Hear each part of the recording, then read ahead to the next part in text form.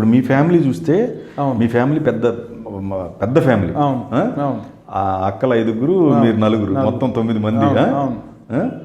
ఒక రకంగా మనం సినిమా అనే ఒక పెద్ద ఫ్యామిలీ. ప్రజెంట్ 7 ఉన్నాం. అదే అదే ఓకే. సో అయితే మీకు ఈ సినిమాల్లోకి రావాలి, నేను ఏదో ఒకటి చేయాలనేది ఎక్కడ టర్న్ అయింది మీకు? అదే సార్, అంటే నాకు చిన్నప్పటి నుంచి ఏంటంటే ఒక సపరేషన్, అంటే అందరిలో ఒక సపరేట్గా ఉండడం నాకు అలవాటు అయిపోయింది తెలియకుండా. నాకు అందరిలాగా ఉంటే నాకు పెద్దగా నచ్చదు. అందులో మనం ఒక ఐకాన్ లాగా ఉండాలి. ఐకాన్ మీన్స్ ఏదో సపరేట్ మనకు గుర్తింపు ఉండాలి. అంటే నేను చిన్నప్పటి నుంచి నేను బాగా లడ్డుగా ఉండేవాడిని. ఈ లావ్ ఏదైతే ఉందో నాకు చిన్నప్పటి నుంచి ఇంత బుగ్గలు, ఇంత తోడలు, నన్ను అందరూ ఎత్తుకెళ్ళి, ఇప్పుడు మాది పెద్ద ఫ్యామిలీ కాబట్టి మేనబావలు వీళ్ళందరూ ఉంటారు కదా, నాకు రకరకాల పేర్లు ఉండేవి. మా బావలందరూ నన్ను బొబ్బిలి పులి అంటుండ్రు. అంత లావు ఉండి ఓకే బొబ్బిలి పులి అని ఎత్తుకొని తిరిగేటోళ్ళు అనమాట. వాళ్ళేమో తాండ్ర పప్పారాడు అని పెట్టిర్రు. ఆ స్కూల్లోనేమో పుల్లూరు కిష్టయ్య అని మా ఊళ్ళో ఒక కొమటి ఆయన, వాళ్ళు ఒక వాడ పుల్లూరు వాళ్ళది అనమాట. ఆ పుల్లూరు కిష్టయ్య అయిన సేటు ఇంత చైర్ వేసుకొని, ఇంత పొట్టు వేసుకొని, అలా అంత నల్లగా లావుగా, నేను అట్లా ఎంత లావుగానే ఉందని రకరకాల పేర్లు. సో సపరేషన్ అలవాటు అయిపోయింది నాకు. Okay okay.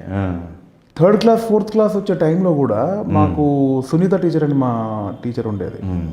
చాలా క్యూట్ ఉండేది, బాగుండేది. ఆమె నన్ను సంకన ఎత్తుకెళ్ళేది ఇంటర్వెల్కి, లడ్డుగా ముద్దుకుంటాడని. అట్లా ఆమె ఎత్తుకెళ్ళి ఇంటర్వెల్ బిస్కెట్ ప్యాకెట్లు, ఉప్మా పెట్టేసి, ఎక్కడికి వెళ్ళి నా సపరేషన్ నాకు అలవాటు అయిపోయింది. దాంతోపాటు పెరిగిన కొద్దీ మార్కెట్లో, కూరగాయల మార్కెట్లో అమ్మ నాన్న కూరగాయలు అమ్మితే నేను కూడా. సో అక్కడ ఏంటంటే చారణ కొత్తిమీరకి బారన్న మసాలా అన్నట్టు, పావుల కొత్తిమీర అమ్మాలన్నా 100 మాటలు చెప్పాలా. ఓకే. పొట్టిగా నల్లగా ఇంత ఉండి అసలు అనర్గళంగా మాటలు, విపరీతంగా మాట్లాడేవాడిని. జనాలు ఎంజాయ్ చేసేవాళ్ళు. నేను కామెడీ చేస్తున్నాను వాళ్ళకి తెలుసు, కానీ నాకు తెలియదు. నేను ఒర్రుతుండేవాడిని ఏదో ఒకటి సేల్స్ కోసం. అంతే, ఏదో సేల్స్ కోసం 100 మాటలు కమెంట్ చేయడాలు, బిమెంట్ చేయడాలు, ఏదో గెలకడాలు అందరినీ. అది కామెడీ అయిపోయేది. నాకు తెలియదు నేను కామెడీ చేస్తున్నాను. నేను ఉద్దేశపూర్వకంగా పనిచేసే అంత స్థాయి లేదు, శక్తి లేదు కదా అప్పుడు, అంత మెచ్యూరిటీ లేదు. ఆ హైప్ జనాలకు నచ్చేది. సో అక్కడ ఒక చిన్న ఐడెంటిటీ. ఇప్పుడు వెళ్దండి వెంకటయ్య మామ వాళ్ళ కొడుకు వచ్చిందంటే ఊరికి అన్ని పిలుచుకొని బజ్జీలు ఇప్పియడాలు, చాయ్ తాగిపోయడాలు. అక్కడి నుంచి వెళ్ళి స్కూల్కి వచ్చాక మార్షల్ ఆర్ట్స్, క్రికెట్ ఆడడానికి వెళ్ళినా కూడా నా మాట్లాడడానికి వచ్చిన వాళ్ళు ఎక్కువ, ఆట చూడడానికి వచ్చిన వాళ్ళు తక్కువ. ఏదన్నా స్టేజ్ పర్ఫార్మెన్స్ ఇచ్చారా? అంత వాళ్ళ సిగ్గు మళ్ళీ అది. అవునా? నాకు విపరీతమైన సిగ్గు. ఓకే. చాలా, నేను మంచి పాటలు బాగా పాడేవాడిని. ఓకే. నాకు తెలియకుండా పేర్లు ఇచ్చేవాళ్ళు, నన్ను బలవంతం తీసుకెళ్లేవాళ్ళు. అక్కడికి నాకు సిగ్గుకు నాకు స్టేజ్ ఫియర్, విపరీతమైన సిగ్గు. అది మళ్ళీ అవునా, ఇది ఒకటి ఉంది మళ్ళీ, విపరీతమైన సిగ్గు. అక్కడ దాకుండే నా పేరు వచ్చేదాకా వనికి హొమ్మ నిలిపేవాడిని. ఇప్పుడు పోయిందిలే కానీ అప్పుడు అలా. సో అంత మాటలు నాకు అలవాటు అయిపోయి, ఆ ఐడెంటిటీ అలవాటు అయిపోయింది నాకు. సో ఇట్లా కాదు, నీ అమ్మ ఏదో సపరేట్ చేయాలని మా ఊర్లో ఆ మిడిల్ క్లాస్ ఏరియాల్లో నా ఫ్రెండ్స్ అందరూ ఇట్లా డైలీ సైకిల్ వేసుకొని, చక్క బట్టలు వేసుకొని, బొట్టు పెట్టుకొని, ఏదో అమ్మాయికి టైటింగ్ కొట్టుకుంటూ, ఆ ఏజ్లోనే నాకు నచ్చలేదు అది ఆ వ్యవహారం.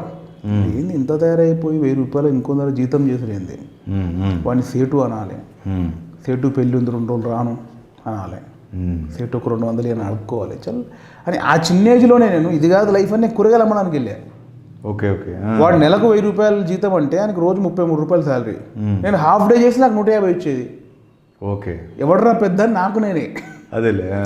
కానీ వాడు మంచిగా నీట్గా బట్టలు వేసుకుంటాడు, మంచిగా బొట్టు పెట్టుకొని, కొబ్బరి నూనె పెట్టుకొని దూకుంటాడు. మనకేమో చిన్న నల్లగా ఎండలో ఉంటాం కదా, చిన్న అట్లా సైకిల్, తువ్వలు, పేరగాని చెప్పులు, వాళ్ళందరూ చిన్న చీప్గా చూసేవాళ్ళు మార్కెట్లో కూరగాయలు.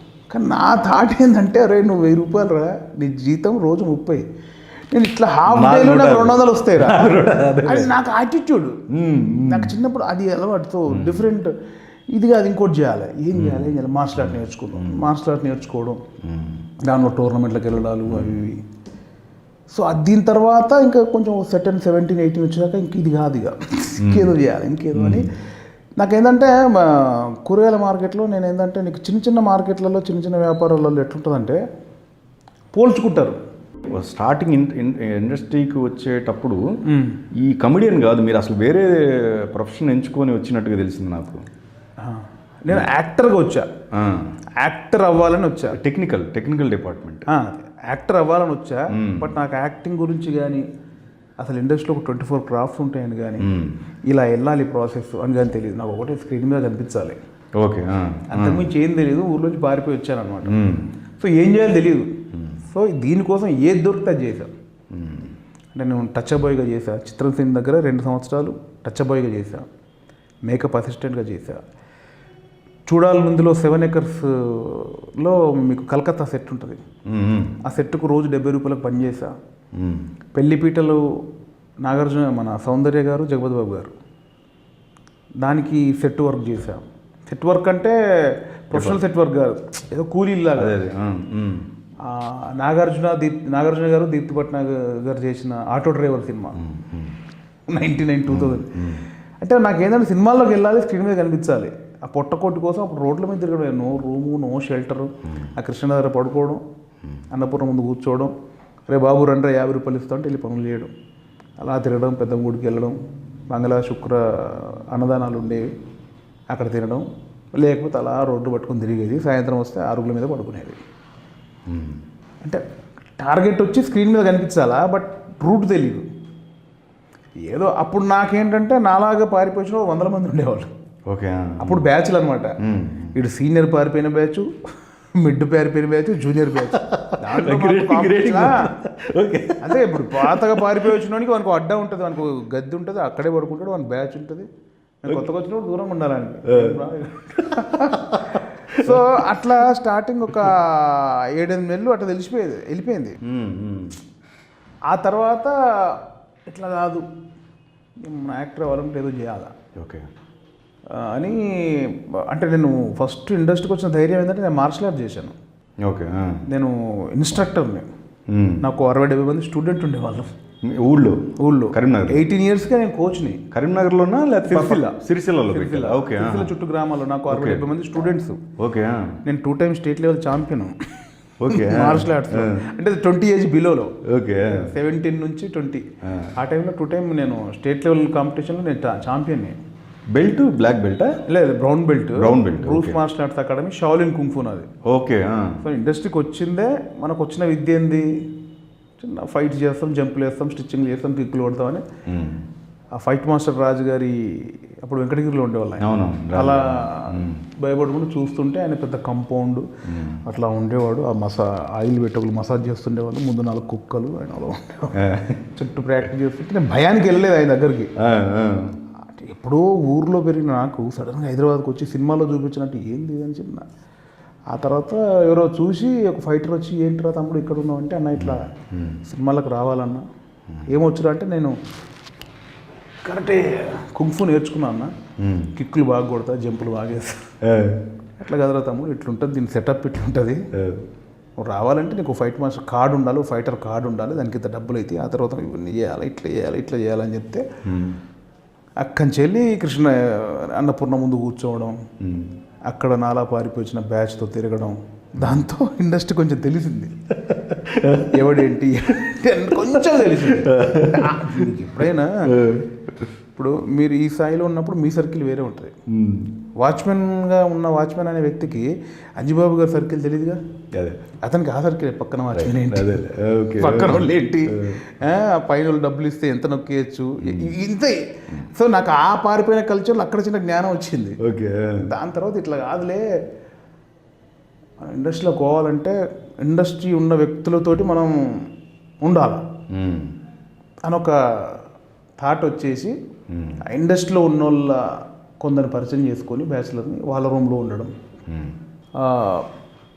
నేను పని చేస్తా, వంట చేస్తా, బట్టలు ఉతుకుతా, ఇల్లు క్లీన్ చేస్తా, ఉంచుకోండి అంటే వాళ్ళని బాయ్ లాగా ఉంచుకున్నారనమాట.